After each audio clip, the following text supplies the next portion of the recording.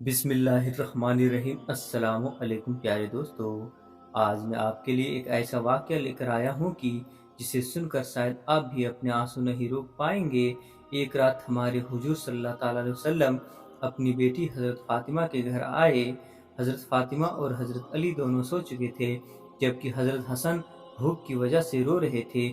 رونے کی آواز سن کر حضرت فاطمہ اٹھنے لگی تو حضور صلی اللہ تعالیٰ علیہ وسلم نے بیٹی فاطمہ سے کہا، لیٹے ہی رہو۔ اور پھر خود حضور صلی اللہ تعالیٰ علیہ وسلم نے ایک برتن لیا اور بیچ آنگن میں کھڑی ایک بکری کا دودھ نکال کر حضرت حسن کو اپنے ہاتھوں سے دودھ پلایا۔ حضرت حسن نے پیٹ بھر کر دودھ پیا اور پھر خاموش سے سو گئے۔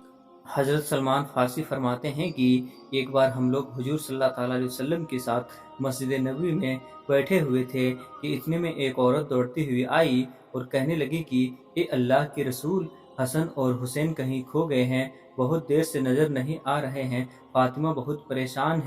یہ سن کر حضرت صلی اللہ تعالیٰ علیہ وسلم نے سارے صحابہ کرام سے فرمایا کہ جلدی اٹھو اور میرے بچوں کو تلاش کرو۔ تمام صحابہ کرام مدینے میں ہر طرف پھیل گئے۔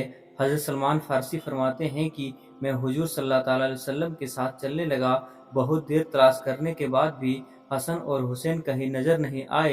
پیارے رسول صلی اللہ تعالیٰ علیہ وسلم بہت پریشان تھے اور بے چین ہو کر اپنے بچوں کو ڈھونڈ رہے تھے۔ اچانک اللہ کے رسول صلی اللہ تعالیٰ علیہ وسلم نے جنگل کی طرف جانے والے ایک پہاڑ پر چڑھنے لگے۔ کافی دیر اوپر چڑھنے کے بعد دور سے ہمیں دو بچوں کی جھلک نظر آئی۔ ہم سمجھ گئے کہ حسن اور حسین ہی ہیں، اس لیے ہم نے اپنے قدموں کی رفتار تیز کر دی اور جلدی سے حسن اور حسین کے پاس پہنچے تو دیکھا کہ حسن اور حسین ایک دوسرے سے لپٹے کھڑے ہیں اور ان کے سامنے ایک کالا ناگ اپنی تھن کو کھڑا پھونک رہا ہے، اس کے منہ سے آگ نکل رہی ہے۔ یہ ناگ اللہ تبارک و تعالیٰ نے بھیجا تھا تاکہ حسن اور حسین آگے جنگل میں نہ جا سکے، کیونکہ ان جنگل میں بھیڑیا بہت تھے اور وہ حسن اور حسین کو نقصان پہنچا سکتے تھے۔ اسی لیے اللہ نے اپنے ان جنتوں کے پھولوں کی حفاظت کے لیے ایک زہریلا ناگ بھیج دیا جو کہ ان دونوں کو آگے بڑھنے سے روک رہا تھا، اور یہ بچے اس زہریلے ناگ کو دیکھ کر اتنا ڈر گئے تھے کہ ایک دوسرے سے لپٹ کر رو رہے تھے۔ جب اس ناگ نے حضور صلی اللہ تعالیٰ علیہ وسلم کو دیکھا تو مڑ کر جنگل کی طرف چلا گیا۔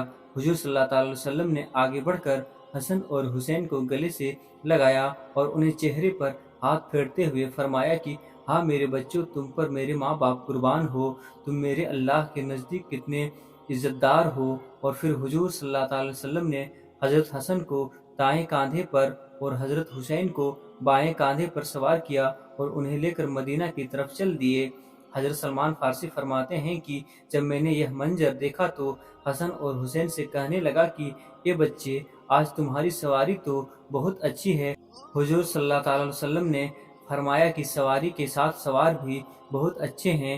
ایک روز حضور صلی اللہ تعالیٰ علیہ وسلم مسجد نبوی میں تشریف لائے تو اچانک حسن اور حسین کے رونے کی آواز کانوں میں پڑی تو بے چین ہو اٹھے اور جلدی سے اپنی بیٹی فاطمہ کے گھر پہنچے اور جا کر دروازہ کھٹکھٹایا۔ حضرت فاطمہ رضی اللہ تعالیٰ عنہ اندر سے پوچھا کہ کون ہے؟ تو حضور صلی اللہ تعالیٰ علیہ وسلم نے فرمایا کہ میں تمہارا والد ہوں۔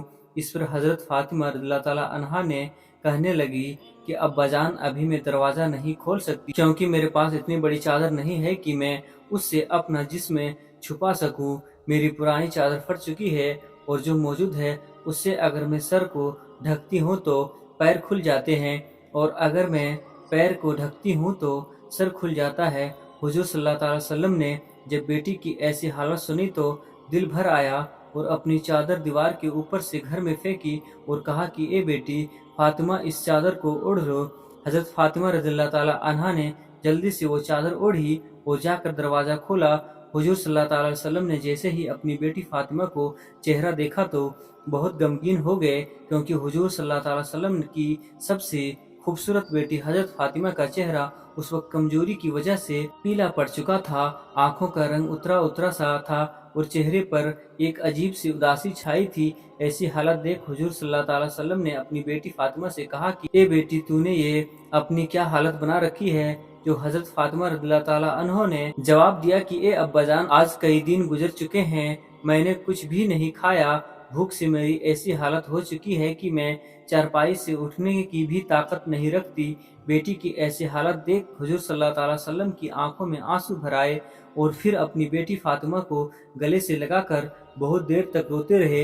हुजूर सल्लल्लाहु अलैहि वसल्लम ने पूछा कि ए मेरी प्यारी बेटी, मेरे बच्चे हसन और हुसैन क्यों रो रहे थे? तो हज़रत फातिमा रज़ियल्लाहु ताला अन्हा ने जवाब दिया कि अब्बाजान वो 2 दिन से भूखे हैं, घर में खाने को कुछ भी नहीं, उसी भूख से परेशान होकर वो दोनों रो रहे हैं। यह सुनकर हुजूर सल्लल्लाहु ताला अलैहि वसल्लम ने अपनी बेटी फातिमा से कहा कि ये मेरी प्यारी बच्ची, परेशान ना हो और जाओ हसन और हुसैन को मेरे पास लेकर आओ। तो हज़रत फातिमा अपने दोनों बच्चों को हुजूर सल्लल्लाहु अलैहि वसल्लम की खिदमत में ले आई। आप सल्लल्लाहु अलैहि वसल्लम ने अपना अंगूठा हसन के मुंह में रख दिया और वो बड़े मजे से चूसने लगे। यह अल्लाह की तरफ से हुजूर सल्लल्लाहु अलैहि वसल्लम के लिए एक ऐसा मौजिज़ा था कि जिसके बारे में सहाबाए किराम ने लिखा है कि उस वक्त हुजूर सल्लल्लाहु अलैहि वसल्लम के अंगूठे से दूध निकल रहा था कि जिसे पीकर हजरत हसन का पेट भर गया और वो खामोश हो गए। फिर हुजूर सल्लल्लाहु अलैहि वसल्लम ने आगे बढ़कर हजरत हुसैन के मुंह में अपना अंगूठा रखा और वो भी बहुत देर तक उसे चूसते रहे। तभी जोहर की अजान होने लगी। हुजूर सल्लल्लाहु अलैहि वसल्लम मस्जिद चले गए। तो दोस्तों, उम्मीद है कि ये वीडियो आपको बहुत अच्छी लगी होगी। तो अगर हमारे चैनल पर न्यू है तो चैनल को सब्सक्राइब करके साथ में बेल आइकन जरूर दबा दें। जज़ाकल्लाह।